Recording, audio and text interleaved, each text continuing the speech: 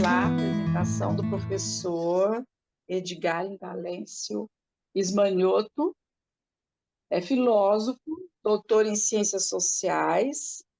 Suas atividades como educador compreendem o ensino fundamental, médio, graduação, pós-graduação e educação popular. Desenvolveu pesquisa sobre filosofia para crianças e pragmatismo, a graduação, representação do outro na antropologia e da ficção científica brasileira no mestrado, eugenia e ficção científica do doutorado e coordenação pedagógica da especialização. E que esse tempo tem feito minha garganta ficar penalizada. Olha, Indalécio, é um prazer receber você aqui, tá? E eu gostaria que você começasse a falar um pouco do seu tema, porque esses encontros transdisciplinares do CETRANS, eles pretendem que cada membro possa elucidar um assunto que tem a ver com isso, né? Quem somos nós? Sou o que faço. E nós vamos falar hoje sobre filosofia, educação e transdisciplinaridade, o professor enquanto pesquisador polímata. Então, vamos lá saber o que é isso? Vamos lá, então. Primeiramente, eu agradeço ao CETRANS pelo convite. Tá? É um prazer estar aqui apresentando essa palestra, né? Na verdade, essa conversa, né? Com o CETRANS, com todos os membros do CETRANS e também com quem vai posteriormente assistir a palestra pelo YouTube ou ouvi-la no podcast. Então, é sempre um prazer poder compartilhar conhecimento, que é algo que nós professores fazemos o tempo todo, né? Gostamos muito de fazer, afinal de contas, o que ser professor é ser alguém que partilha conhecimentos. Eu vou apresentar a palestra, né? Fazer essa fala de acordo com dois momentos. Primeiro, eu vou falar um pouquinho sobre o que é ser um polímata, né? E por que eu me identifico com essa categoria. E depois eu vou fazer um percurso biográfico da minha própria formação como professor, das leituras, porque ao voltar nesse percurso biográfico, eu consigo ver desde o início da minha formação lá, que eu já tinha uma mentalidade transdisciplinar e lá também eu já tinha uma mentalidade polímata, que é algo que depois vai se tornar ainda, no meu caso, bastante forte na graduação, talvez até por uma questão de depois de contrastes. Né? Nós sabemos hoje que a academia de hoje ela é bastante especializada e é importante que existam as especializações e que pessoas se dediquem, às vezes, a temas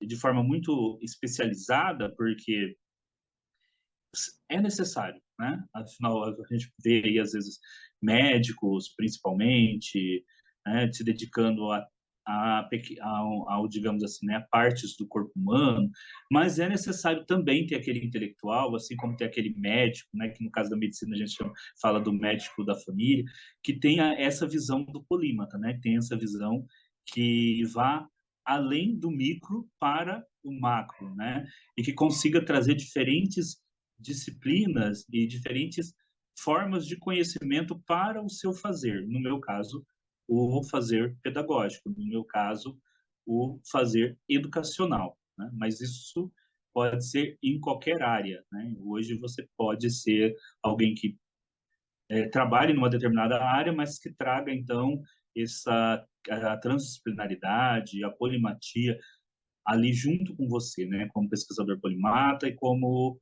alguém que lida com a transdisciplinaridade. Né? Inicialmente, eu vou falar do polímata através do Peter Booker, né? Deixa eu só fazer uma pergunta. Os slides estão trocando aí, porque no meu computador eles estão trocando, mas na outra câmera eu não estou vendo trocando, então eu não sei se trocou para a citação do Peter Booker. Trocou?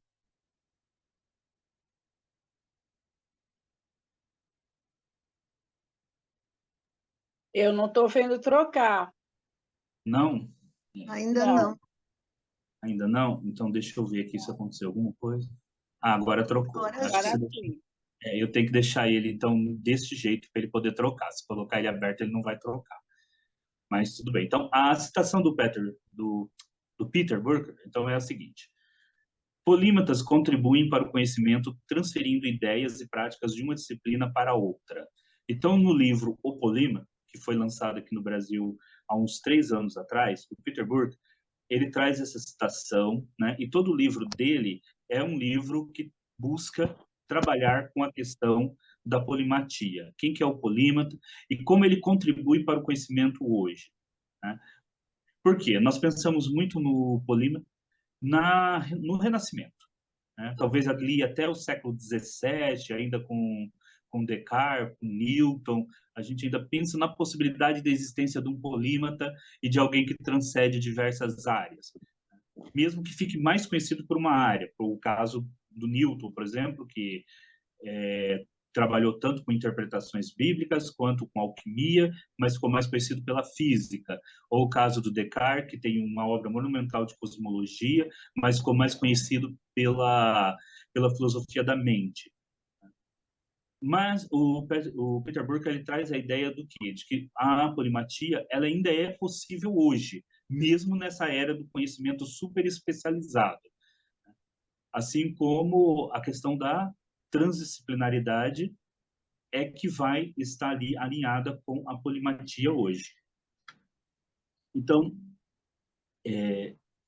eu divido aí a minha própria formação de acordo com essas 3 categorias: o professor pesquisador, a transdisciplinaridade e a polimatia. Professor pesquisador, porque desde a minha formação, depois eu vou falar um pouco disso quando eu fiz magistério, né? E lá os meus professores, apesar de ser um curso que na época seria o equivalente hoje ao ensino médio, junto com a formação profissional, não era um curso universitário ainda. Quem quem foi para o magistério, né, do ano 2000, foi direto para a universidade, mas antes a gente tinha os magistérios, né? Eu estive nas últimas turmas que se formaram em magistério. E ali os meus professores, eles insistiam muito nessa questão do pesquisador, de você pesquisar, de você não buscar só, você não ficar preso aos livros didáticos, mas de você pesquisar, né? Eu tinha professores que conseguiam dialogar bem, que eram professores bem transdisciplinar, né? Professores que trabalhavam. E a própria formação, quando você está... É interessante você estar numa formação que ela é ao mesmo tempo ensino médio com o curso profissionalizante, que a transdisciplinaridade ela precisa ocorrer, porque você tem teoria da matemática e você está tendo a matemática ainda. Quando hoje, essa formação, você tem matemática no ensino médio, você termina a matemática e você vai ter teoria da didática da matemática na universidade, às vezes depois de um longo tempo que você realmente aprendeu matemática. E quando você tinha esse tipo de magistério, as coisas aconteciam ao mesmo tempo, né? Você tinha a parte do ensino com a parte da formação básica acontecendo ao mesmo tempo para o aluno. Bom, seguindo a definição do Peter Burke, ele define 5 tipos de polimatas. O polimata passivo, que é aquele que lê de tudo, mas ele não produz nada, né? Então, ele lê sobre qualquer coisa. Ele lê tudo que aparece na frente dele, ele lê, mas ele nunca produz nada. O ativo, que é aquele que lê, mas ele consegue cruzar diferentes formas de conhecimento e produzir um novo conhecimento. Geralmente, nesses casos, ele produz o conhecimento a partir da intersecção de uma ou mais áreas de conhecimento, porque ele consegue fazer algo que outros cientistas, especialistas não conseguem. Ele consegue pegar uma determinada metodologia, um determinado conhecimento de uma área e levar para outra área do conhecimento e aí explicar algum problema, resolver um problema da outra área do conhecimento graças ao conhecimento que ele tem de uma área inicial. Então, alguém que, por exemplo, está nas ciências humanas e ele vai para as ciências exatas. Um pouquinho mais para frente eu vou falar do livro que me revelou essa possibilidade, que é um livro não acadêmico, né? Inclusive, quando eu cito ele da minha dissertação de mestrado, eu cito só na epígrafe, porque é um livro que não é, digamos assim, muito bem visto academicamente, mas um dos professores que estavam na minha banca notou a citação na epígrafe e comentou na hora da banca e falou: eu percebi o que você fez. Tá? Você tentou esconder colocando como epígrafe, mas eu percebi o que você fez. Você evitou citar durante a tese inteira para não... porque você sabia que era um livro que academicamente tem muitas... não é bem aceito, mas você colocou na epígrafe e eu percebi. Né? Ele é um professor também que é muito transdisciplinar, que lida muito com polimatia e ele na hora percebeu, ele já tinha lido o livro também e ele percebeu. Os sintetizadores, né, seriam aqueles que conseguem pegar vários tipos de conhecimento e escrever sobre eles. Os seriais, o polímata serial é aquele que não faz a transdisciplinaridade, mas que ele ocupa cada parte da vida dele se dedicando a uma área. Então, a pessoa começa como filósofo, em determinado momento vai fazer outro curso, você vai fazer bioquímica, aí vira bioquímico, aí no final da vida resolve ir para o direito e virar advogado. Mas, assim, ele teve 3 formações ao longo da vida, trabalhou em 3 áreas muito distintas, só que nunca ele pegou o conhecimento, por exemplo, da bioquímica e da filosofia para construir alguma coisa nova. Dentro da cabeça dele, também é separado. Né? Agora eu sou bioquímico, depois eu sou filósofo. Uma coisa não interfere com a outra. Tá? Então ele passou por essas fases na vida dele, mas nunca misturou. Né? Que cai na quinta definição, que é o centrífugo, que é aquele que não faz conexões. Então, esse é um tipo de polímata que não realiza transdisciplinariedade. Por quê? Porque ele não consegue fazer nenhuma conexão entre os conhecimentos. Ele pode ler sobre muitas coisas, ele pode estudar muitas coisas, mas na cabeça dele aquilo está tão separado quanto as aulas do ensino médio. Você vai da matemática para o português, para a química, mas você não mistura aquilo. Né? E às vezes até tem muita... Como professor polivalente, às vezes eu escuto isso dos alunos. Né? Porque como eu trabalho com todas as disciplinas, às vezes eu vou trabalhar um texto com um aluno de língua portuguesa e coloco um gráfico lá. Aí o aluno fala: professor, mas agora não é língua portuguesa? Por que tem um gráfico aqui? Eu vou ter que calcular a porcentagem para chegar na resposta. Mas não era língua portuguesa? Porque o próprio aluno, devido a como a nossa escola funciona, ele com 10 anos de idade, ele já tem a cabeça da separação do conhecimento em pequenas gavetinhas que ele puxa. Ainda que o professor seja o mesmo, durante as 5 horas de aula, como existe uma divisão que você tem que ter um determinado número de aulas de português, matemática, de história, de geografia, o próprio aluno já aprende que aquilo é dividido, né? Então, e às vezes eu, por exemplo, para tentar não fazer essa divisão tão, assim, digamos assim, para romper um pouco essa divisão, eu utilizo o mesmo caderno, por exemplo, com os alunos. Tá? Eu não utilizo cadernos diferentes, nem faço cadernos de matéria, aqueles cadernão com várias disciplinas. Eu utilizo um caderno só e nós passamos de uma área para outra no mesmo caderno, sem separação, caderno de história, geografia, matemática, língua portuguesa, né? Porque o próprio caderno, ele já não é transdisciplinar, né? O próprio caderno já é puramente disciplinar. Está tudo ali separadinho. Eu já vou abolindo isso na minha prática ao não utilizar diversos cadernos para disciplinas diferentes. e ao máximo possível conectá-las. Então, o centrípeto é o polímata que tem uma visão de unidade, que é o que realmente eu busco como educador.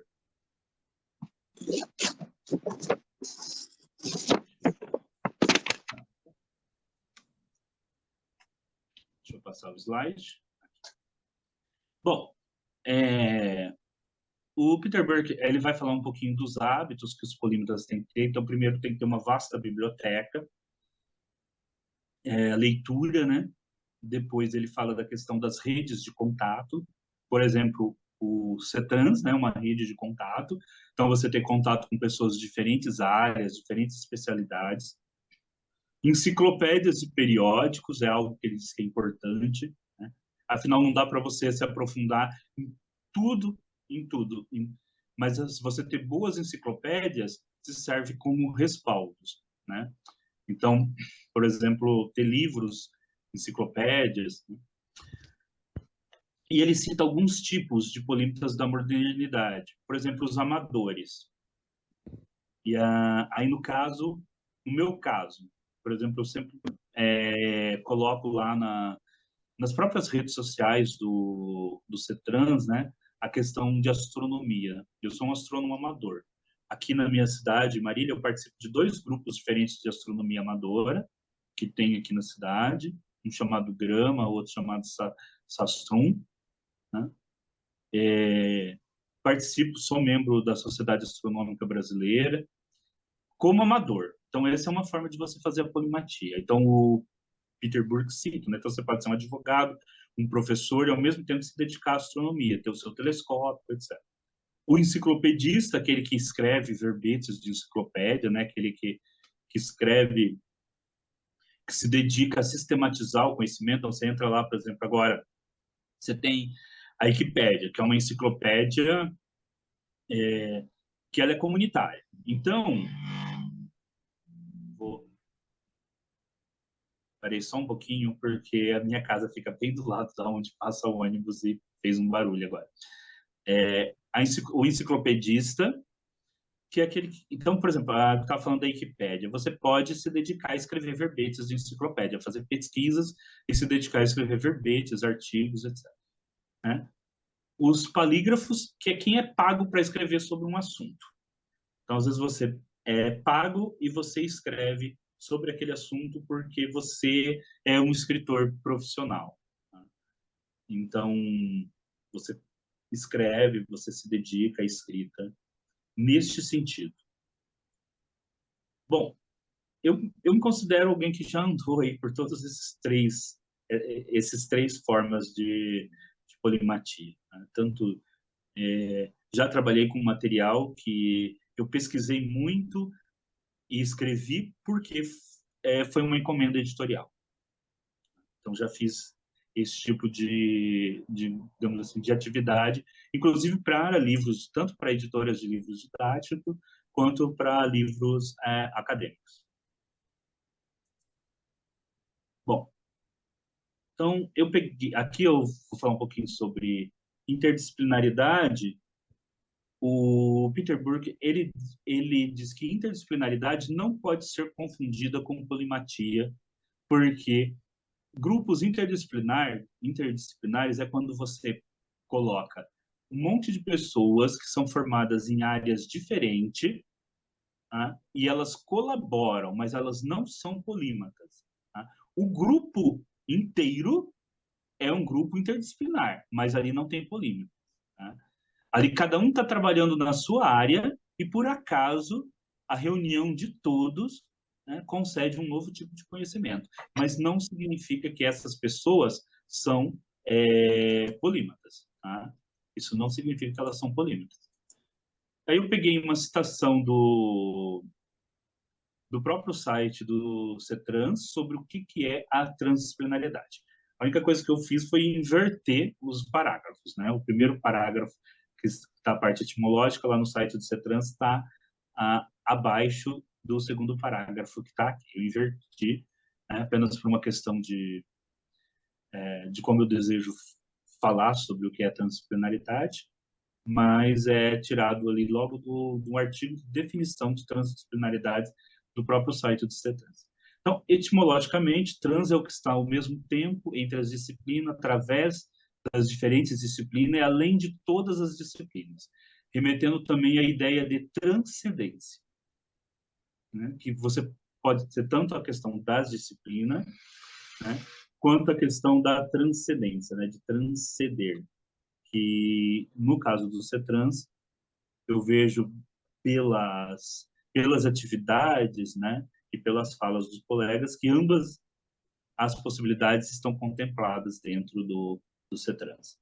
A transdisciplinariedade é uma teoria do conhecimento, é uma compreensão de processos e um diálogo entre as diferentes áreas do saber e uma aventura do espírito. A transdisciplinaridade é uma atitude e a assimilação de uma cultura, é uma arte no sentido da capacidade de articular a multireferenciabilidade e a multidimensionalidade do ser humano e do mundo. Ela implica numa postura sensível, intelectual e transcendental perante si mesmo e perante o mundo. Implica também aprendermos a decodificar as informações provenientes de diferentes níveis que compõem o ser humano e como eles repercutem uns nos outros. A transdisciplinariedade transforma nosso olhar sobre o individual, o cultural e o social, remetendo para a reflexão respeitosa e abertura sobre as culturas do presente e do passado, do Ocidente e do Oriente, buscando contribuir para a sustentabilidade do ser humano e da sociedade.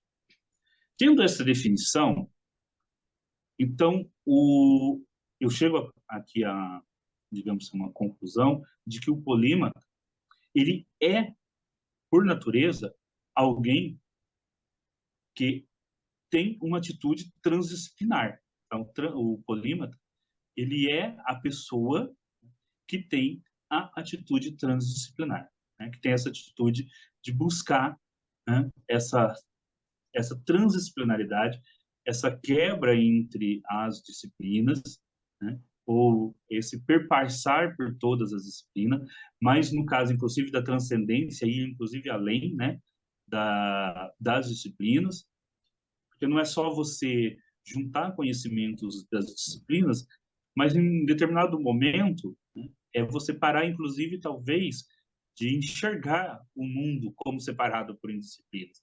Aquilo ser algo tão comum, esse olhar, né, transdisciplinar, que você já não enxerga mais as disciplinas, né? Você já não vê mais a disciplina. Porque a nossa forma de ver o mundo dividido em disciplinas, ela não é algo natural, ela é uma construção feita pela escola. Tanto é que ela é reforçada historicamente a partir do século XVIII, XIX, quando surge a escola no modelo que nós temos hoje. Porque até então a escola era um outro tipo de modelo e você não tinha essa formação.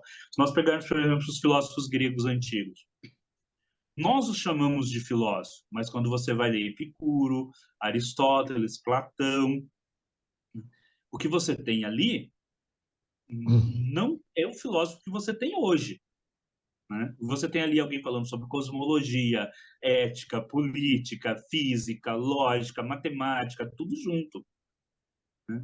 E, inclusive, provavelmente, alguém como Platão ou Aristóteles, né, não seria o especialista que as nossas universidades talvez esperassem hoje, né?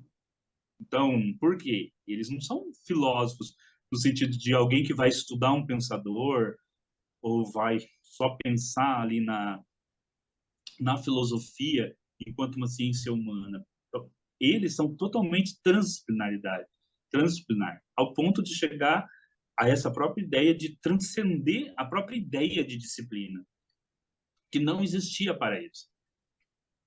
A separação de disciplinas na história da filosofia, por exemplo, é feita por nós, né, posteriormente.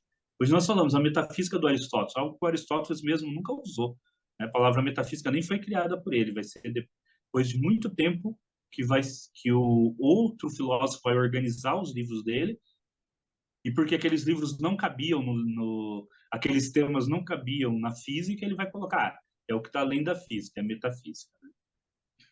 Então, agora, eu vou seguir com uma parte que é biográfica, né? Digamos assim. uma reflexão biográfica sobre a minha formação e a minha atividade como professor, e a partir dessa reflexão biográfica, reforçar essa ideia da transdisciplinaridade, da polimatia, e de que o professor deve ser alguém que, por natureza, deveria ter uma formação transdisciplinar e um polímata. Então, eu vou começar bem lá atrás, né, na minha época de escola. Por quê? Primeira coisa, eu fui um aluno com dificuldade de aprendizagem, né?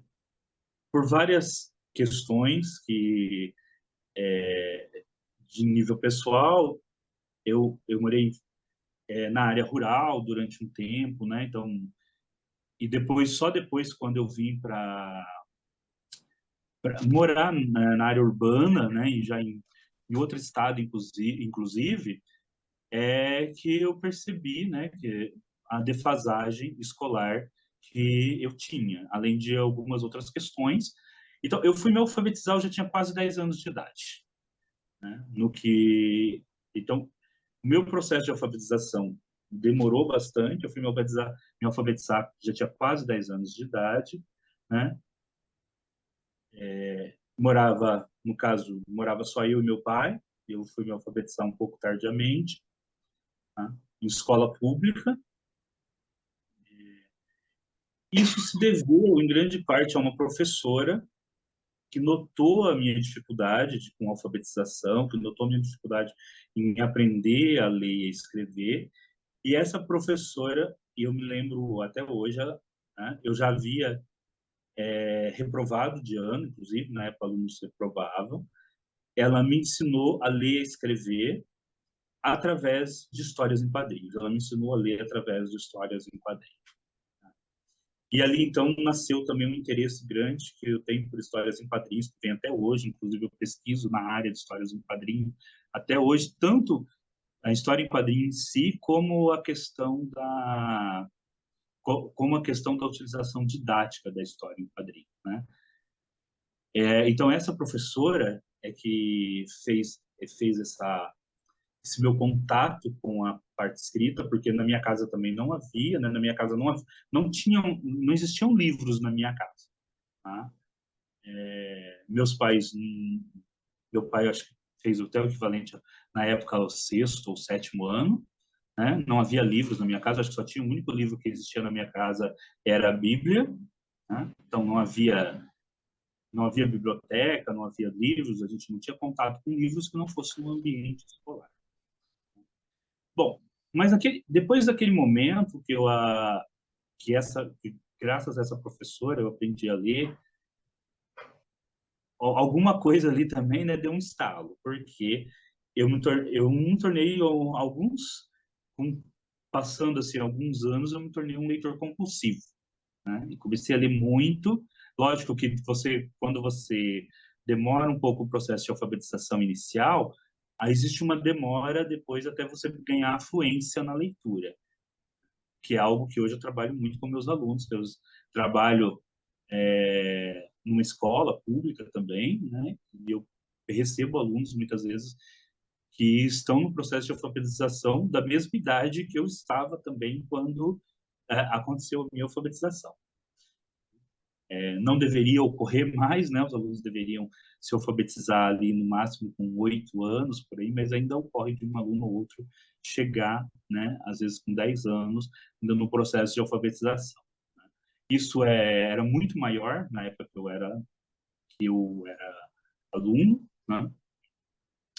Bom, então, mas partindo ali dessa formação inicial, algumas coisas, vendo hoje, eu noto que me foram me informando assim a questão da transdisciplinaridade. Primeiro, talvez poucas pessoas notem isso, né? Mas, bom, como muitos jovens da minha época, hoje todo mundo fica no celular, eu tinha televisão como referência. Talvez poucas pessoas notem isso, mas como os desenhos animados dos anos 90, 80 e 90, havia uma grande mistura entre ciência e magia, né? Se você pega hoje, tem até trabalhos hoje acadêmicos, de pesquisadores que estão trabalhando com histórias em quadrinhos, né, que mexe muito com essa questão também dos desenhos animados, e, e você vê muito como aqueles desenhos estavam perpetrados tanto pela tecnologia quanto pela magia. Você via ali ao mesmo tempo a tecnologia e a magia agindo junto, agindo juntas, né?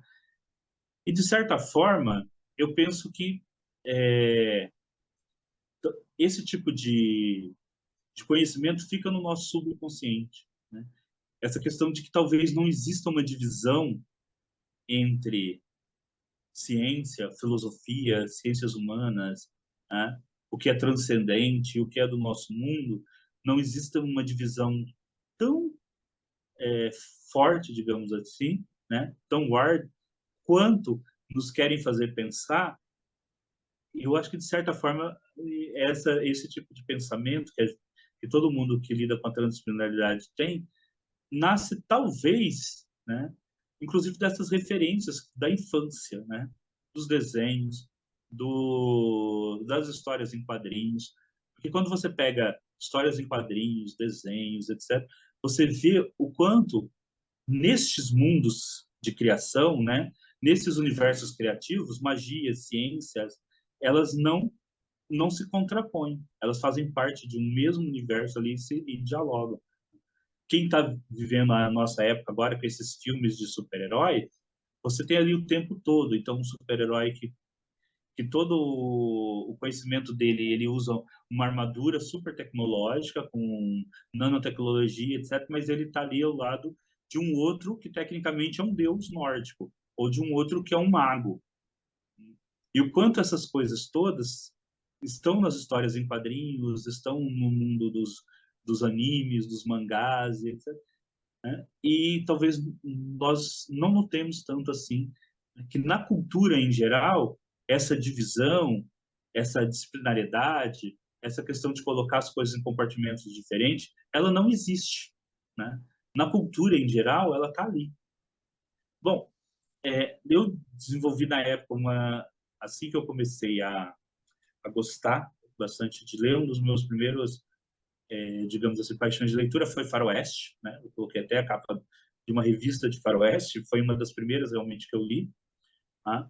Foi o Faroeste, que me levou a uma outra tema que eu gosto muito, que até hoje eu me dedico muito, que é a questão da história dos povos indígenas ou dos povos nativos americanos ou nativos brasileiros, né? Ou dos povos autóctonos. Inclusive, é, semana passada, semana retrasada, na verdade, eu fiz uma live no meu canal do YouTube falando sobre a questão lá do marco temporal, né? Justamente dessa questão do conhecimento. E uma coisa que me atraía muito em estudar nessa já a história dos povos indígenas também era a questão da religiosidade dos povos indígenas. Passei então a ter contato com a ficção científica, principalmente com uma série de ficção científica chamada Per Rodan, que é uma série de ficção científica alemã. São pequenos livrinhos de bolso que na época eu comprava em livrarias, né, em livrarias de livro usado, né, os famosos sebos. Todas numerações espalhadas, assim, mas que eu gostava muito de ler, tinha muita questão do conhecimento científico ali. E comecei a frequentar muito biblioteca. Sempre gostei muito de frequentar a biblioteca, comecei a frequentar muito biblioteca. E foi por essas leituras que, em determinado momento, terminando lá o que seria o 8º ano, eu decidi, então, queria me formar, né? Eu tinha que ir para o ensino médio, e aí a escolha foi um pouco pragmática, na verdade. Por quê? O que acontece? Na época, havia um projeto chamado Cefam, Centro Específico de Formação e Aperfeiçoamento do Magistério, tá? Bom, como muitas crianças das classes populares, eu tinha, terminando o 8º ano, indo para o ensino médio, eu tinha que trabalhar, né? Só que eu pretendia estudar. Eu iria para o curso noturno e iria trabalhar durante o dia. Mas eu estava na biblioteca e a moça da biblioteca falou, que tomava conta da biblioteca, eu lembro até hoje, ela falou assim, por que você não vai fazer, não vai ser professor? Tem essa escola aqui, essa escola paga uma bolsa, na época era o equivalente ao salário mínimo, e você pode estudar o dia inteiro e ainda ganhar uma bolsa de estudo, né? E eu poderia estudar sem precisar, estudar à noite sem precisar trabalhar. Foi aí, então, que eu decidi fazer o Centro de Formação Específica para o Magistério, o Cefam, que era um projeto, eu considero que foi um dos mais fantásticos projetos de educação que já teve no Brasil para a formação de professor, e que infelizmente acabou, né? Porque eu considero que a formação era ótima, e também por essa questão de ter uma bolsa de estudo e tudo mais, possibilitava que pessoas que vinham das classes populares pudessem estudar sem precisar trabalhar, né? Bom, no magistério, aí preciso só voltar, né? Porque ao mesmo tempo que eu entrei no magistério em 1996, eu estudava no período da manhã e à tarde no magistério, eu também passei em outro vestibular, porque os dois tinham vestibular, chamavam vestibulindo, tinham provas, para o técnico em contabilidade. E o que ocorreu? Eu fiz ao mesmo tempo, cedo e à tarde, a formação de magistério e o ensino médio. E à noite eu fazia a formação de técnico em contabilidade e o ensino médio. Então eu tive 2 ensino médio e 2 formações durante os 3 anos que seriam no ensino médio, né? Então, eu quis fazer isso ao mesmo tempo, até porque eu julguei importante, né, fazer ambos os cursos e fazer essa formação, digamos assim, um pouco mais forte no ensino médio, já que a minha formação no ensino fundamental não tinha sido lá tão boa por causa das dificuldades que eu tive de aprendizagem, né? Então, bom, aí eu passei de 1996 a 1990, em 1999, porque no último ano do Cefam eram 4 anos, eu também fiz o primeiro ano de faculdade, eu estudava cedo, à tarde e à noite, eu estudava os 3 períodos, né? Eu saía de uma escola às 5 horas da tarde, entrava na outra às 7 da noite, e ia sair depois às 22h30 e entrava no outro dia às 7 horas da manhã na escola de novo. Eu passei os 4 anos estudando os 3 períodos. E foi no Cefam que eu li.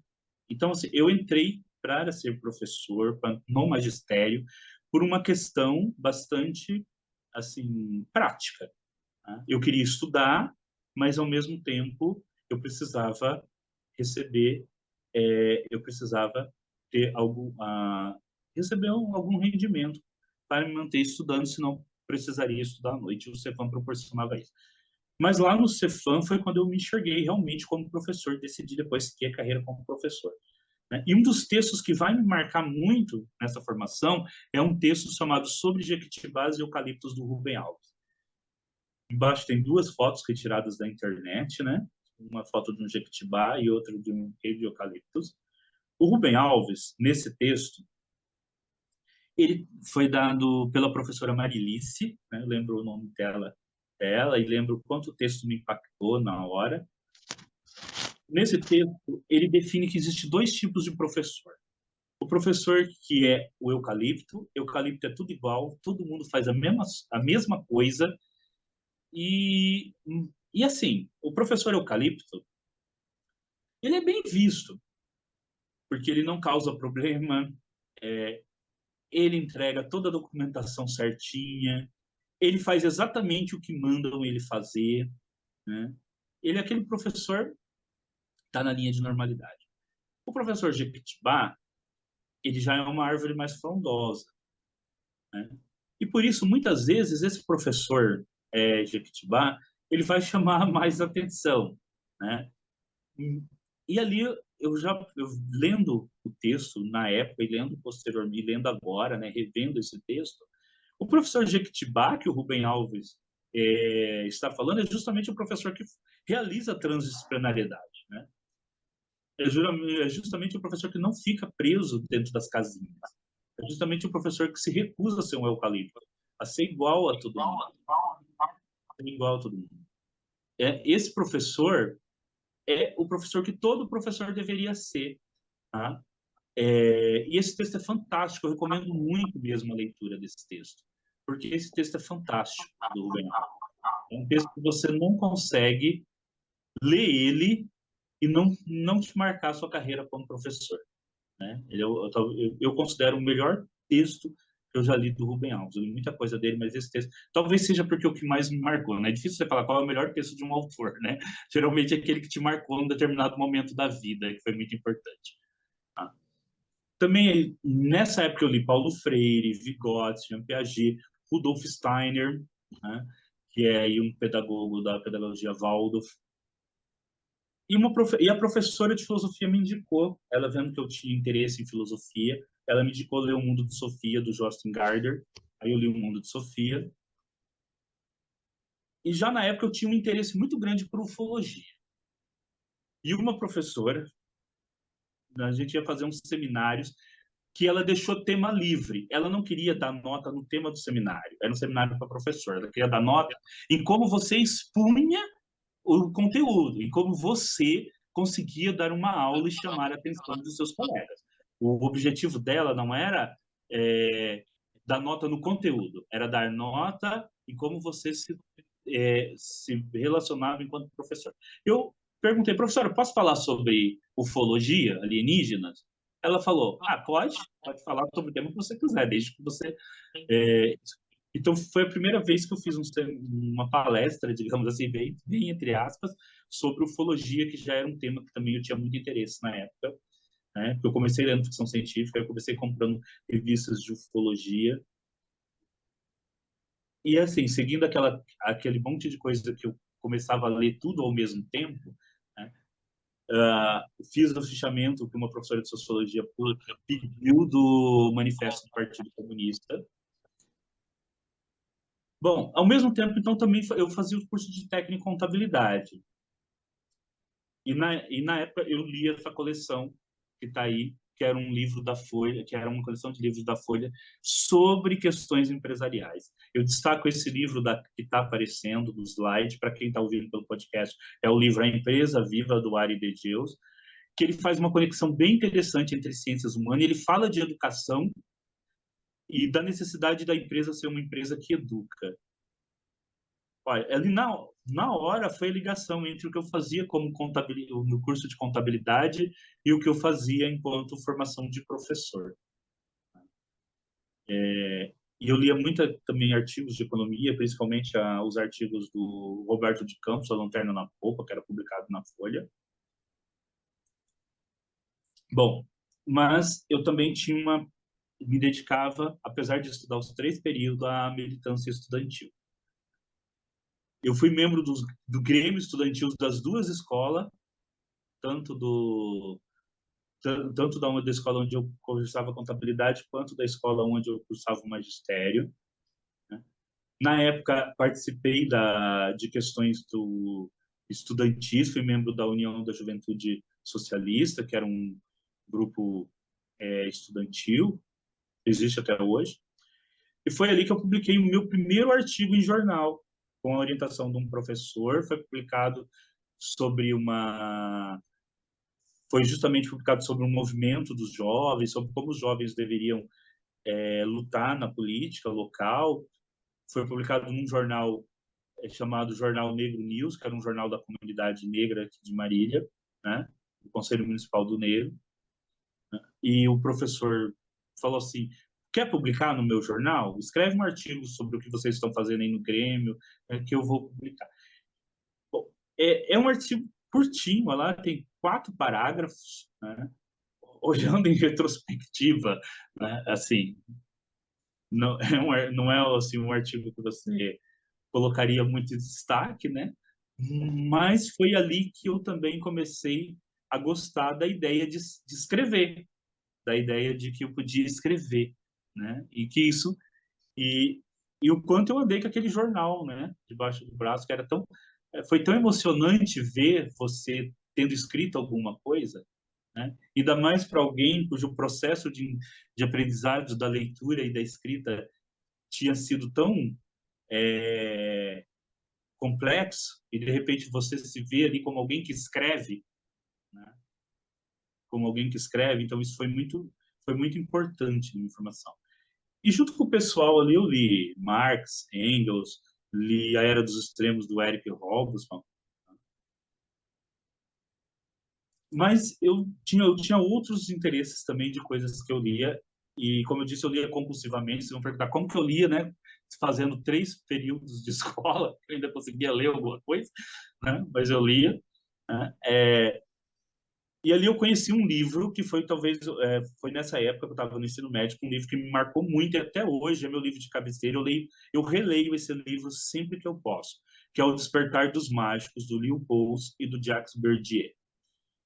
Esse livro, ele tem uma questão de interdisciplinaridade e, e uma questão de você trazer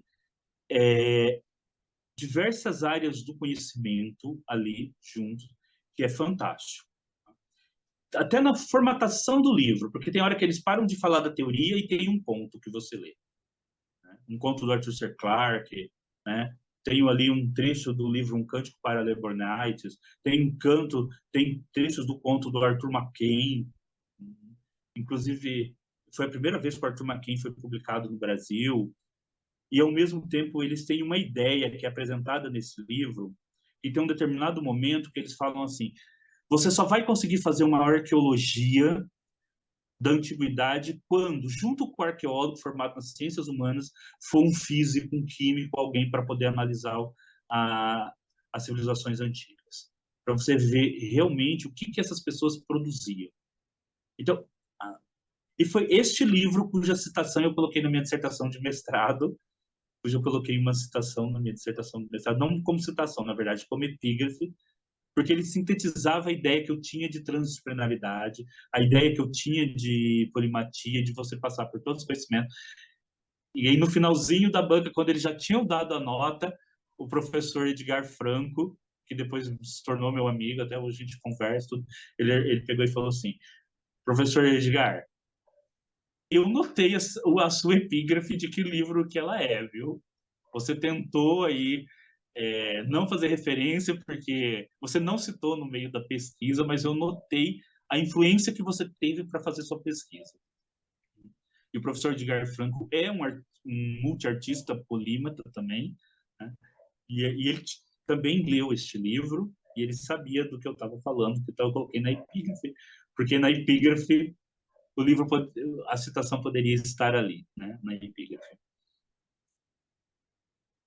Bom, e as minhas leituras foram para diversas áreas também nessa época, de diversas áreas diferentes. Ufologia, que foi um tema que eu sempre gostei, sempre pesquisei, e que hoje está de novo, está novamente, quer dizer, em voga aí, né? Tem surgido coisas novas praticamente toda semana, apesar de ter mudado o nome, né? Hoje não se fala mais em UFO, né? Eu lia também muitos, o Isaac Asimov, Carl Sagan, Arthur C. Clarke, Teilhard de Chardin, lia muitos. E, e na época eu também comprei minha primeira luneta e comecei a praticar astronomia amadora. E também lia algumas coisas sobre geopolítica, principalmente sobre o Timor-Leste, era a época da independência do Timor-Leste. E aquilo me encantou um pouco. Bom, só para fechar esse segundo momento aqui, né? Ali eu cito também a questão de outros, eu cito a questão do rosacrucianismo, eu tive aí bastante contato com o rosacrucianismo, com gnose, li muito Paulo Coelho, que ninguém fala que leu, né? Mas eu li muito, não tem nenhum problema em falar em que eu li Paulo Coelho, era o grande escritor best-seller da minha geração ali, final dos anos 90, né? Todo mundo lia, né? Depois as pessoas acabam falando, eu nunca li, não vou ler, né? Mas eu li muito, não tenho e gostei de várias obras dele que eu li bastante, gostei, né? Gostei também depois, quando mais recentemente, né, li a biografia dele, que eu acho fantástica também, né? Não é autobiografia, mas a biografia. Eu li um autor que na época eu não sabia, depois foi dito que ele talvez não fosse um monge, mas um escritor inglês, que era o Lobsang Rampa, que na época era muito popular também. Tinha vários livros sobre misticismo desse autor, mas seja qual for depois as críticas que foram feitas a ele me lançou o gosto pelo Oriente. Ele falava muito sobre o Tibete, né? Na verdade, ele dizia que ele era um monge tibetano. Ele me lançou esse gosto pelo Tibete, né? Que até hoje, até no meu canal sobre geopolítica, eu gravei recentemente alguns vídeos sobre o Tibete, falando da questão, né, da relação do Tibete com o atual governo chinês. Inclusive, é muito provável que o Tibete venha a tornar independente, mas, né, eu lembro eu me lançou esse gosto pelo Tibete e por vários outros temas ali do esoterismo. Bom, então, aí terminando o terceiro ano do técnico em contabilidade, eu tinha formação, que é a formação do ensino médio. Eu teria que ir para a faculdade, eu tive que escolher um curso. Como eu decidi escolher o curso de filosofia? Eu lembro que na época as universidades entregavam, a Unesp daqui entregava uma revista que falava sobre os cursos. Eu me decidi por filosofia porque foi o curso que, ao ler sobre o curso, falava da maior diversidade de áreas de conhecimento. Então, falava que estudava lógica, que estudava epistemologia, filosofia da mente, educação. Aí eu falei, esse curso mesmo que eu quero. Eu pensei em que atividade profissional eu iria fazer após estar formado. Para dizer bem a verdade, não. Né? Eu sabia que dava para ser professor. Se daria para fazer ou não outra coisa com curso, eu, sinceramente, não tinha conhecimento e não foi minha preocupação na hora de escolher o curso. Eu só escolhi o curso porque achei interessante o curso ter tantas áreas diferentes de conhecimento ali. Né? Bom, durante o curso eu estudei muito Sartre, John Dewey, Richard Hort, o pragmatismo norte-americano, filosofia para criança. Né? E eu destaco muito o Richard Hort, meu contato com o Hort, porque o Hort, ele é um filósofo norte-americano que ele escreve filosofia, mas ele escreve filosofia através de ensaios e não como artigos acadêmicos mais tradicional. E ele nos ensaios dele, filosofia e literatura estão juntos, e política também. Inclusive, eu destaco esse texto chamado Duas Profecias, aonde o Richard Hort ele fala sobre o marxismo, o manifesto do Partido Comunista, não o marxismo em si, mas o manifesto, e fala sobre o evangelho. E ele tenta demonstrar como são duas profecias de um mundo melhor. E como eu tive formação com esses dois pensamentos, né? Eu, como militante estudantil no ensino médio, eu tive contato, né, com o Manifesto do Partido Comunista, mas eu também vinha de leituras, principalmente da teologia da libertação e também ali do Leonardo Boff, do Frei Beto. Esse artigo do Hort me marcou muito porque ele, de certa forma, levava ali a união essas duas concepções de pensamento. Bom, na graduação, eu já vi que havia uma coisa que não dava certo, né? Que não daria certo na minha carreira acadêmica.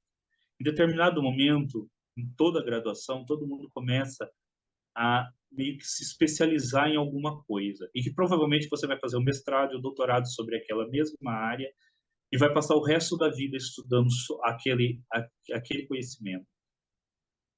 Então, na filosofia, por exemplo, você passa, às vezes, estudando um autor, você passa a vida toda estudando Nietzsche. Às vezes, você passa estudando um livro de um autor, você passa uma vida estudando a crítica da razão pura do Kant. E logo eu percebi que eu não conseguia fazer isso, né? Que eu não conseguia me dedicar a um único autor durante estudar um único tema. Mas eu também decidi que não ia lutar contra esse perfil, digamos, mais polímata que eu sempre tive. Né? Eu decidi que não iria fazer isso. Né? Inclusive, na graduação, eu fui assistir aulas de antropologia. e assistindo aulas de antropologia, aulas em outros cursos, né? Eu fui depois para o mestrado para fazer, para outra área do mestrado, que foi fazer pesquisa sobre o Augusto Emílio Zaluar, mas eu já volto nessa parte, que eu vou abrir agora um outro parênteses para falar da questão do professor em si, né? Do professor pesquisador. Eu sou professor polivalente. O que é o professor polivalente? Aquele professor que dá aula no ensino, que dá aula no ensino fundamental 1. No meu caso, né? Eu trabalho no ensino fundamental 1, principalmente com o que seria o 5º ano ou a antiga 4ª série. Então, lógico, eu também trabalho em universidade, também já trabalhei em universidades, curso de pós-graduação, ensino médio.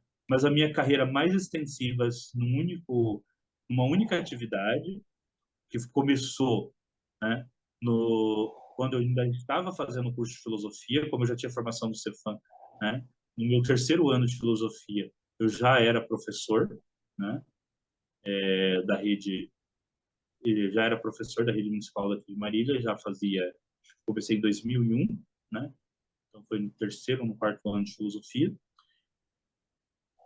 Bom, o professor polivalente, ele dá aula de todas as disciplinas: matemática, ciência, geografia, história, arte, língua portuguesa. Foi aí que eu decidi que a minha atividade como professor seria uma atividade em que eu iria, ao mesmo tempo, logicamente, trabalhar essas disciplinas, mas também fazer a questão da transdisciplinaridade entre essas disciplinas. E às vezes até trazendo coisas que não estavam ali, que não fazem parte em grade curricular, né? E é interessante que a gente usa a palavra grade, né? Grade vem de prisão, né? Que você não pode sair daqui. Então, a gente usa a palavra grade. E às vezes é necessário, né, romper a grade, para além da grade, né, curricular. Então, alguns temas que eu trabalhei com alunos ao longo desses 22 anos de carreira como professor polivalente. Eu trabalhei muito astronomia. Então, durante muito tempo, nas escolas onde eu estou, geralmente eu sou o professor que está à frente da Olimpíada de Astronomia na escola. Espaço modelismo, né, que é fabricar foguetes com garrafa PET, disparar com água, né? Logicamente que dessa idade você não vai usar produto químico com crianças, né? Você dispara o foguete com garrafa PET. Né? O espaço modelismo, nós fizemos muito espaço modelismo, eu fiz com os alunos, né?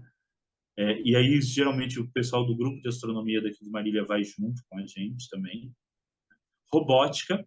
Aí, inclusive, na primeira imagem, tem um momento em que eu trabalhei em um projeto de robótica. Eu construí robôs junto com os alunos, né, a partir de sucata.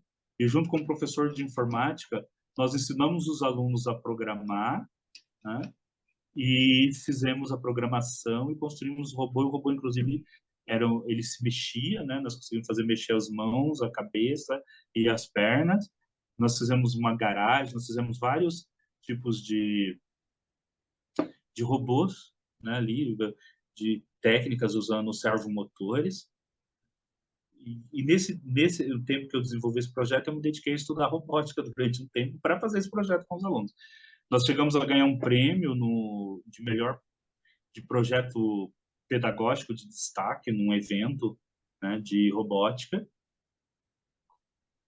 Na verdade, um evento de tecnologia. Depois foi publicado, tá? E a publicação, se eu não me engano, numa reunião da Sociedade Brasileira para o Progresso da Ciência, que foi publicado em forma de pôster, que está aí uma parte do pôster.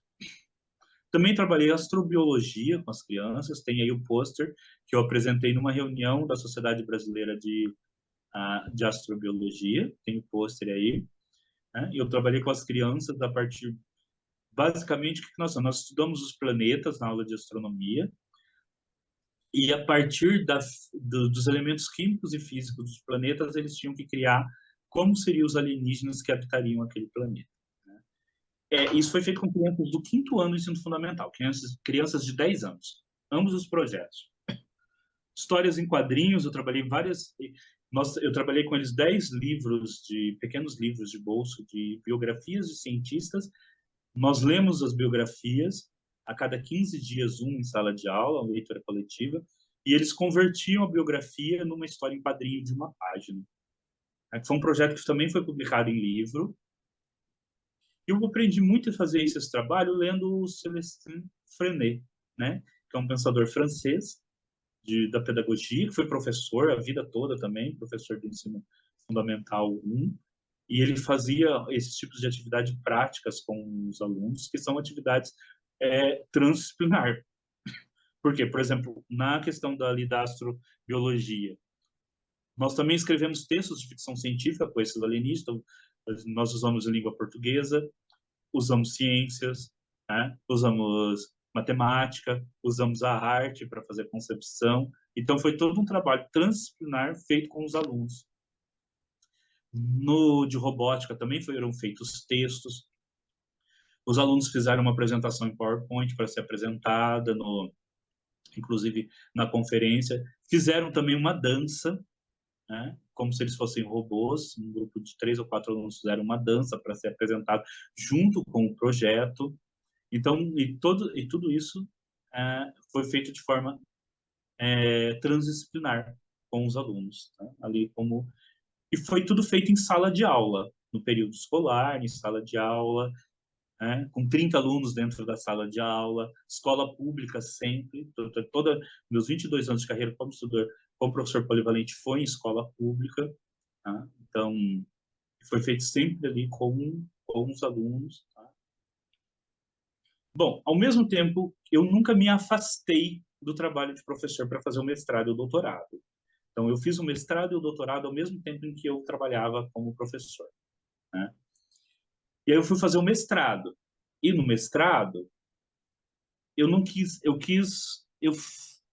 bom, eu quis ir para outra área do conhecimento, eu fui para antropologia, né? E o meu Lattes tem essa questão, né? É uma bagunça danada, entre aspas, é uma boa bagunça, eu considero, porque é difícil marcar ali a área que você está, já que a academia moderna exige isso, né?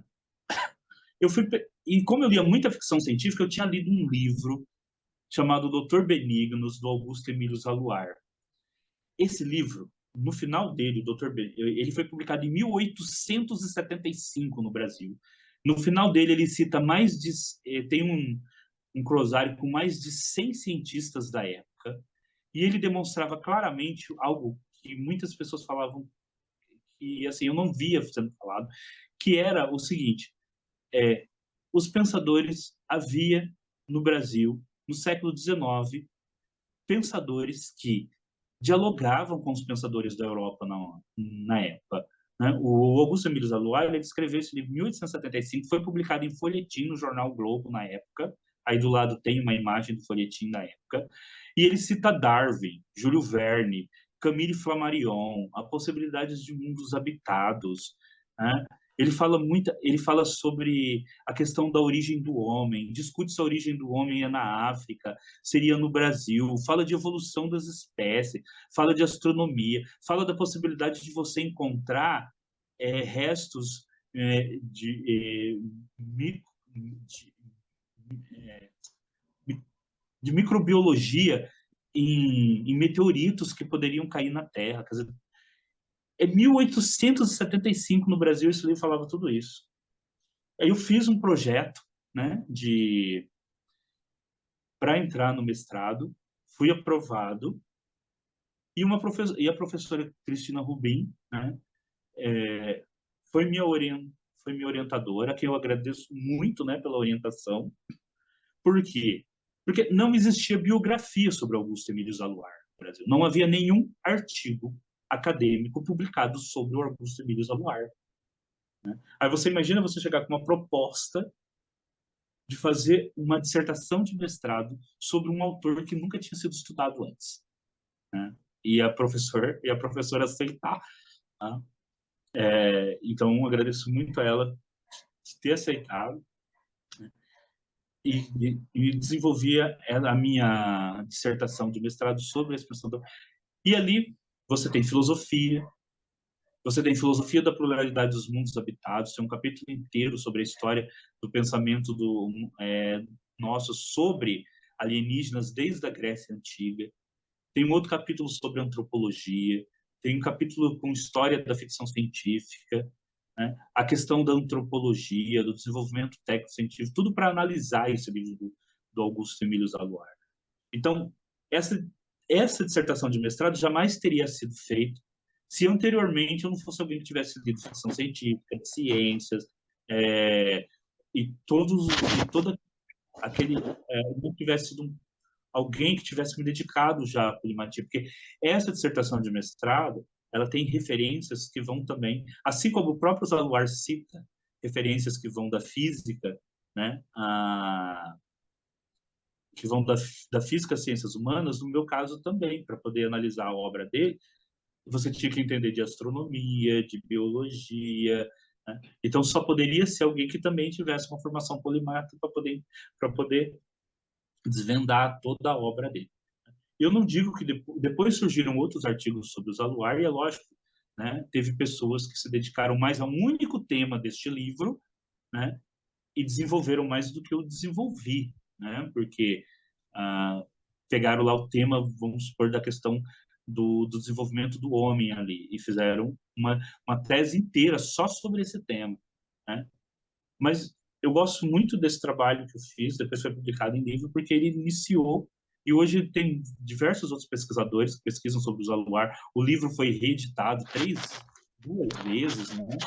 Então eu fico muito feliz com esse trabalho, porque é um trabalho transdisciplinar, e ao mesmo tempo é um trabalho que revelou esse autor brasileiro que estava esquecido, né? Só um outro autor que faz a história da ficção científica brasileira, que é o Roberto de Souza Caus, citava bastante ele, né? Mas assim, esse meu trabalho, né, conseguiu assim, ajudar, né, a surgir outros trabalhos sobre o Dr. Benigno, sobre o Zaluar. Eu também estudei muito com o professor Flávio Pereira, que foi um polímata dos anos 60. Escrevi já um artigo sobre ele, mas escreverei um pouco mais sobre ele. E, ao mesmo tempo, eu também comecei lembra que eu falei no início, né, dessa nossa atividade, que eu escrevia muito. Eu comecei a gostar muito de escrever. Eu escrevia ao mesmo tempo para uma revista de astronomia chamada Macrocosmo e para um jornal de história em quadrinho, onde eu escrevia sobre histórias em quadrinhos. Então, eu tinha minha atividade como professor, escrevia mensalmente para uma revista de astronomia, escrevia mensalmente para um jornal de história em quadrinho e desenvolvia pesquisa no mestrado. E fui fazer o doutorado depois. No doutorado eu continuei com antropologia, ficção científica, era 2010. E aí eu fui pesquisar sobre eugenia, né? Meu doutorado é Eugenia e Literatura no Brasil, apropriação da ciência do pensamento social dos eugenistas pelos escritores brasileiros de ficção científica, que eu considero também uma tese que dialoga, que é bastante transdisciplinar, porque aí tem história da ficção científica, história do pensamento eugênico e o arcabouço da antropologia para poder dar conta dessa interpretação.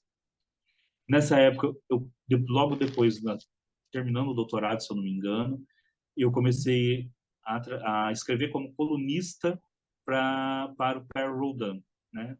Para os livros Père Rodin. E foi uma das coisas que eu fiz, né, que me foram muito importantes pessoalmente, porque logo quando eu me alfabetizei, lá com 13 anos, eu comecei a comprar esses livros do Père Rodin.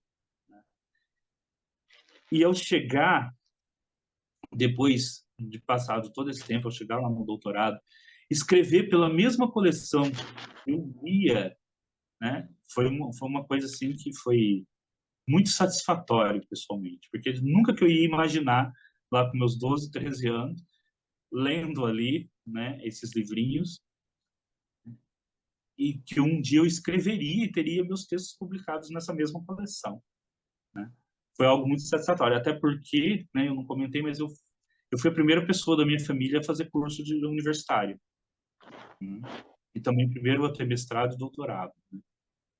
Eu acho que até agora é o único também, mas eu fui a primeira pessoa da minha família a chegar no curso de universitário. Então, então foi muito importante, né, no meu caso, depois ser colunista dessa coleção de livros. E ali foi onde eu comecei a expressar também o meu pensamento, que eu chamo de cosmismo, que vem também de uma linha de pensadores russos, né? Que é a ideia de que o ser humano está destinado a entender o cosmos, né? Ele não está destinado não apenas a colonizar o espaço, mas como o ser humano ele está dotado de possibilidade de entender o cosmos e o seu papel no cosmos. E nessa época eu também trabalhei como professor universitário, como professor de pós-graduação e do ensino médio. Eu vou aqui ser um pouquinho mais rápido, né? Eu nem perguntei quanto tempo eu teria para poder falar, né? Mas, como professor universitário, dando aula, ministrando aula em faculdade particular, a gente acaba dando aula em diversos cursos diferentes, né? A gente acaba ministrando aula em diversos cursos diferentes. Então, eu ministrei aula em curso de administração, pedagogia, moda, arquitetura, sempre disciplinas como sociologia da moda, sociologia ou cultura nos cursos ou sociologia da administração de empresa, sempre cursos que tinham a ver com sociologia ou filosofia. Mas é um grande exercício também de transdisciplinaridade, porque você está ali num curso, por exemplo, no curso de moda, e você vai estudar Durkheim, você vai estudar os grandes pensadores da sociologia, mas ao mesmo tempo você tem que fazer essa atividade transdisciplinar de ligar aqueles pensadores ao assunto dos alunos, que é a moda, né? Você não vai estudar um pensador, um antropólogo, um curso de moda e vai falar, é lógico que você pode falar sobre os povos indígenas, ou, mas o ideal é que você traga estudos que os antropólogos fazem sobre moda. Você vai com antropologia para administração de empresa, então eu trazia estudos que os antropólogos faziam sobre empresas. Tanto é que eu tenho artigos publicados sobre cultura empresarial, que foram artigos que eu realizei e publiquei na época que eu dava aula no ensino universitário, onde eu sempre busquei ligar a minha disciplina também com os assuntos que os alunos trabalhavam, né? Que era aquilo a área do interesse do aluno, para não ficar trabalhando temas que não tinham nada a ver com o aluno, né? Com o interesse do aluno. Porque, lógico, o aluno está no curso de administração de empresa, o interesse dele é ser administrador de empresa. Então, se você leva para o curso um livro, um texto, onde os alunos trabalham com antropologia na administração de empresas, você trabalha com uma pesquisa que foi feita em uma empresa, ou com uma pesquisa de antropologia na moda, o aluno entende o que é antropologia, o aluno entende o que é sociologia, a partir daquela perspectiva dele. Então, esse trabalho também que eu desenvolvi, quando fui professor eu fiquei nessa faculdade por 10 anos, né? Saí recentemente, mas sempre desenvolvi esse trabalho mais transdisciplinar possível. Vamos para o encerramento, né? Bom, atualmente, então, como pesquisador, como professor, eu continuo com essas atividades como professor polivalente, né? Eu seja um professor polímata,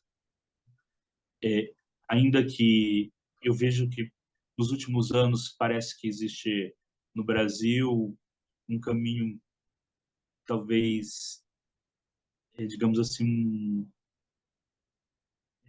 maiores entraves para você fazer esse tipo de atividade. E as pessoas, parece que é uma volta de pensar cada vez mais que a educação deve ser algo compartimentado, né? Eu vejo que, não sei, parece que nos últimos anos houve um certo retrocesso nessa ideia, né? De que da transdisciplinaridade, ou mesmo da interdisciplinaridade na escola, parece que a escola tem voltado mais, em, pelo menos em algumas, pelo menos pelo meu olhar, né, que tem voltado mais essa questão de uma disciplinariedade muito mais forte. Parece que ali pelos anos 2010, 2008, 2009, você tinha ali uma questão da transdisciplinaridade, ou mesmo da interdisciplinaridade, muito mais comentado, muito mais forte. E eu vejo que hoje parece que a escola tem voltado a pensar mais na disciplinariedade. Não sei se outros companheiros do CETRANS pensam igual, né? Mas eu tenho visto, e isso é interessante, porque ao mesmo tempo que você fala tanto hoje em cultura maker, né, você fala em acesso dos alunos às redes sociais, e você fala do acesso dos alunos à internet, você fala de novas metodologias ativas, mas ao mesmo tempo existe uma certa resistência, né? Assim, as metodologias ativas tudo bem, mas elas aplicadas dentro da disciplina. É muito mais difícil você fazer um trabalho interdisciplinar ou transdisciplinar, né?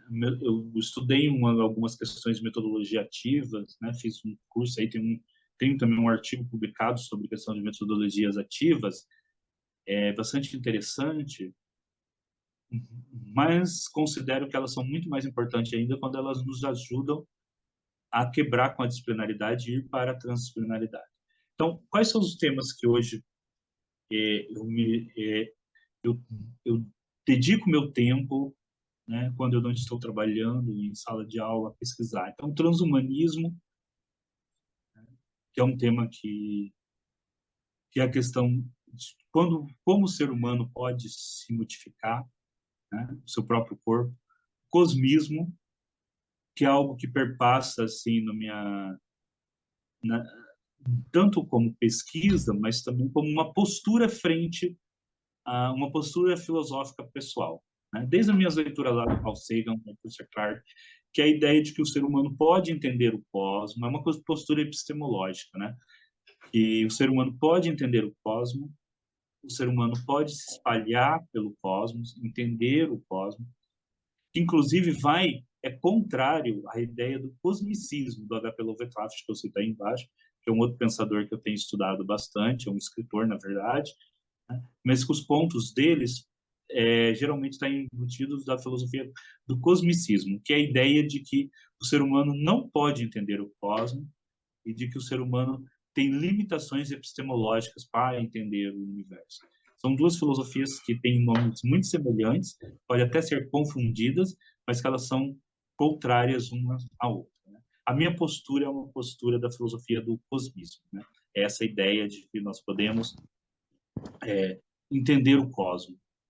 A ficção científica, hoje eu tenho um canal que eu publico vídeos semanalmente sobre ficção científica. Filosofia da astrobiologia,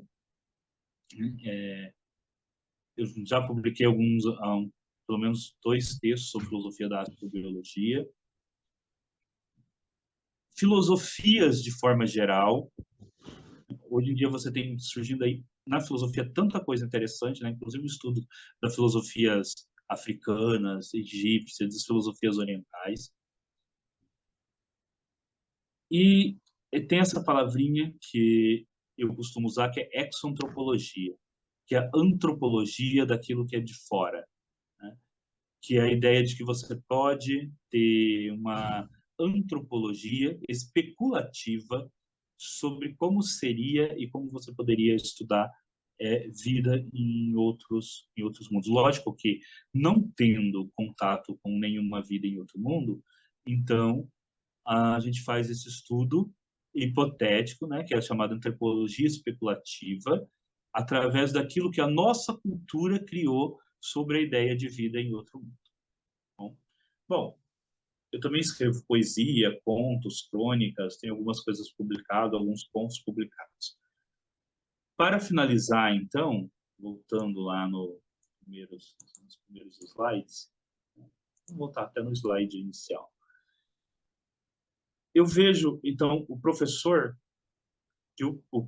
deve ser alguém que, né, ele precisa ser tanto um pesquisador, né, que o professor precisa se pensar como um pesquisador e não apenas como só um reprodutor de conhecimento, né, mas como alguém que também gera conhecimento, se não conhecimento é inovador, por exemplo, em matemática, língua portuguesa, conhecimento didático. Ele deve ser alguém que, pelo menos, esteja imbuído da ideia de pensar conhecimentos e de pensar em desenvolver novas metodologias, né? Novas formas de ensinar os seus alunos. Para isso, ele se pensar como um professor pesquisador, né? E hoje isso é muito mais importante ainda, porque nós temos hoje de pensar uma variedade maior de acesso aos alunos ao conhecimento.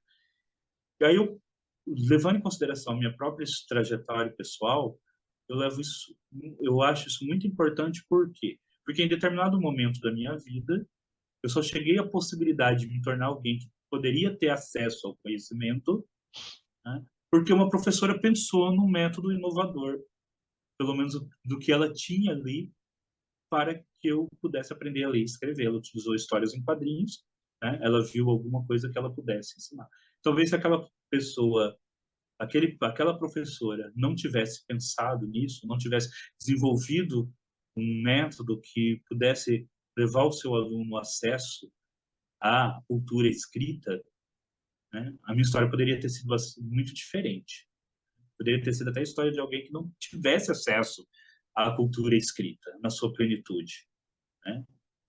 Então, é muito importante que o professor, frente ao desafio de ter diferentes alunos em sala de aula, se encare como um pesquisador, né? Se encare como alguém que precisa desenvolver, às vezes, novos métodos, novas formas de ensinar aqueles alunos.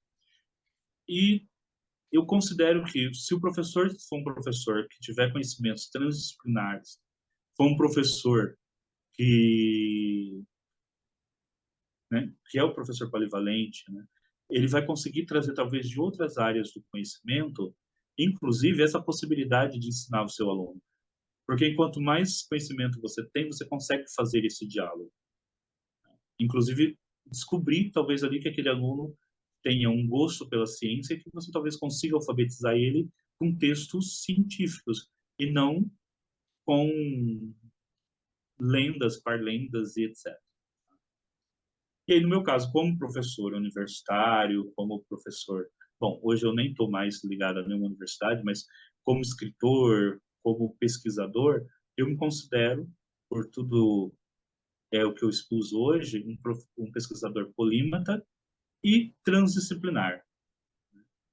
E no meu caso, acho que isso não foi forçado, isso foi algo que se desenvolveu durante a minha própria formação, né? De ser alguém que tanto não vê fronteiras nas disciplinas, quanto alguém que busca sempre o maior número possível de conhecimentos de áreas diferentes e, em certa medida, consegue conectar essas áreas, né? Consegue tentar contribuir para essas diferentes áreas.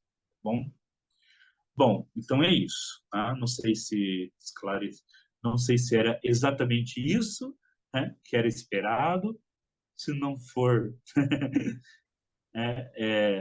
fica aí minhas desculpas, mas espero ter sido proveitoso para todos, né? Eu encerro, então, agora a minha fala, estou aberto a perguntas, a questionamentos. Querida, Muito eu não obrigado. estou aparecendo aqui na tela, que minha tela queimou, sei lá o que aconteceu. Mas eu gostaria de falar para você que eu gostei muito de saber da sua trajetória e como a formação que a gente tem, seja no ensino médio, seja na universidade, quando ela é muito variada, como ela ajuda você a não ver as fronteiras entre as disciplinas. Entendeu? Acho que comigo aconteceu uma coisa bem parecida, porque eu tive professores que me levaram a áreas totalmente diferentes e eu sempre lidei bem com isso. Entendeu? Acho que isso eu achei interessante de ver a sua trajetória, porque é rica, né? É muito criativa e trabalhosa, né? Não é uma coisa que foi fácil, garanto que não foi, mas eu acho que meus parabéns no seu trabalho. Viu? É isso que eu queria falar. Não sei se alguém mais quer falar alguma coisa. Eu gostaria de saber, está me ouvindo? Sim, Oi? sim, sim. Eu gostaria de saber como que você, ao entrar em contato com a transdisciplinaridade, no que ela foi te ajudando a costurar isso que você já tinha. Eu penso que, na verdade, ela foi, ao tomar contato com a transdisciplinaridade, me foi possível ter maior clareza daquilo que eu fazia, né? E reforçar, né? Aquilo que eu fazia, aquilo que eu já fazia, porque ficou muito claro que esse ideal da transdisciplinar era algo que, de certa forma, estava acontecendo, digamos assim, com uma certa naturalidade, era algo que eu gostaria de reforçar, né? Era algo que eu busquei reforçar, porque em nenhum momento foi minha intenção, mesmo que às vezes alguns colegas falassem, olha, você precisa focar num único tema de pesquisa, você precisa estar sempre, você lê coisas de diferentes áreas, né? Não é isso que eu lembro que uma vez uma professora, quando eu falei que me falou assim, olha, pega o seu currículo Lattes e tira várias coisas, tira isso, aquilo outro, aquilo outro. Você tira tudo, o que não for só da área que você hoje está dando aula, porque o currículo lá, o que é melhor você tirar, você não vai colocar lá. Então, assim, tinha artigos que eu tinha escrito sobre escritores, sobre ficção científica, sobre você. Ela falou assim, tira tudo isso do currículo, seria melhor para você. Mas eu nunca fiz, porque a minha ideia era essa questão da transdisciplinaridade. E a questão e que eu busco deixar transparecer nos meus textos, por exemplo, né? Em livros, às vezes, que eu escrevo, então eu busco deixar transparecer esse ideal da transdisciplinaridade, né? De você perpassar, né, durante essa questão de você não ver fronteiras entre os conhecimentos. Então, eu vejo que esse ideal, ele inclusive nos ajudaria a talvez a mudar a nossa perspectiva sobre o mundo, né? Porque assim, hoje em dia você vê, por exemplo, nós estamos tendo uma onda de calor agora, né? Enquanto nós estamos gravando aqui, nós estamos tendo uma onda de calor. E as pessoas às vezes não entendem muito a questão de mudanças climáticas, não entende, porque na verdade para você entender como como a poluição vai afetar, subir alguns graus, e você subir 1 ou 2 graus vai afetar a calota polar, vai afetar. Isso tudo é um pensamento transdisciplinar. Se você não desenvolve essa capacidade de pensar transdisciplinarmente, né, de unir conhecimentos que vão da política e da geopolítica para a ciência, para questões ambientais e para questões. E fica muito difícil você se colocar no nosso mundo hoje, que é extremamente complexo. Então, eu vejo que até o fato da escola ainda ser tão disciplinar e da gente não incluir na escola essa necessidade de pensar transdisciplinarmente, nós ensinamos tantas coisas, às vezes, para os alunos, em física, química, né? Biologia, e, de repente, ele não, a hora que tem um problema complexo como esse problema do aquecimento, né, que nós estamos passando por ele agora, aquele aluno que tem todos aqueles conhecimentos não consegue fazer as amarras para entender o que está ocorrendo e se transformar num agente ativo de mudança, justamente porque falta essa capacidade de pensar transdisciplinarmente. Então, ele seria capaz de resolver um problema especificamente dentro daquela área, mas se você dá um problema que ele tem que responder, que ele tem que pensar transdisciplinarmente, não consegue. Então, eu vejo isso até um limitador que torna tão difícil nós pensarmos em grandes questões que nos afetam e que vão nos afetar muito mais ainda, porque as grandes questões que nós teremos pela frente, por exemplo, inteligência artificial, né, que é uma questão que está aí também hoje, Se você não pensar de forma transdisciplinar, é muito difícil você pensar sobre uma questão disciplinar. Você precisa pensar de forma transdisciplinar. A inteligência artificial, que foi, né, o tema do boletim do CETRANS, né, dessa, não é mensal, né, ele é por... A estação. dessa estação, isso, desta estação, que foi a inteligência artificial. Se você não tem capacidade de pensar transdisciplinarmente, como que você entende a questão da inteligência artificial? Uhum. Você precisa pensar transdisciplinarmente para entender a questão da inteligência artificial, né? Então, eu considero de suma importância, né, que os professores, que a gente incentive os professores a trabalhar de forma transdisciplinar. Eu acho que me ajudou muito a entender o mundo e a complexidade do mundo. Eu vejo que se não fosse essa questão de ter tanto contato com a transdisciplinaridade, eu poderia ter lido tudo o que eu li Uhum. e não ser capaz de pensar a complexidade do mundo, porque estaria tudo formado em caixinha diferente. É isso mesmo. Bom, Muito tem bom. alguém que quer fazer mais alguma pergunta para o professor? Alguma observação? Eu queria, Adriana, fala, Adriana. eu gostaria de agradecer essa sua abertura nessa possibilidade de transmitir as suas experiências, né, de vida e naquele caminho que você fez. Eu muito obrigada. E eu observo essa importância de se manter firme nessa possibilidade dessa visão transdisciplinar, né, que volta a ter esse rigor, essa abertura, essa tolerância, e que você se inspire constantemente, tá? Em cada lugar, em cada momento que você esteja, conseguir passar tudo isso que permita abrir, né, as pessoas e olhar para si mesmas de uma outra forma, né? Então, muito obrigada. Eu que agradeço. Muito obrigado pelas palavras. Alguém quer falar alguma coisa, gente? Não, eu gostaria de também, nessa linha da Adriana, falar assim de como isso foi importante, porque eu me vi um pouco em você, viu, Edgar? Edgar é o nome do meu pai e do meu irmão, sabe? E eu fui vivendo assim, né? Quer dizer, essa ânsia de saber, né? E depois você tem um momento de fazer a costura, né? Então, muito obrigada por essa viagem aí. Obrigado, boa noite. Ok, obrigado pelas palavras. Eu voltei. Tchau, tchau. Obrigado, José. Obrigado a todos. Tchau, tchau. Boa noite. Não. Boa noite.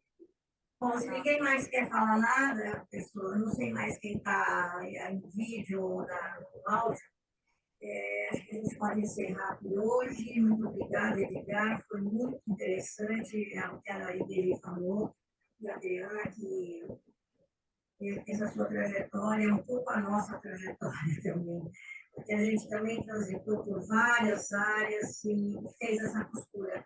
Conseguimos fazer essa costura, né? Tivemos essa oportunidade de olhar o mundo desse jeito, né? Então, muito obrigada, viu? E continue assim, que está muito bom. Ok, muito obrigado. Eu que agradeço o convite. Espero ter contribuído.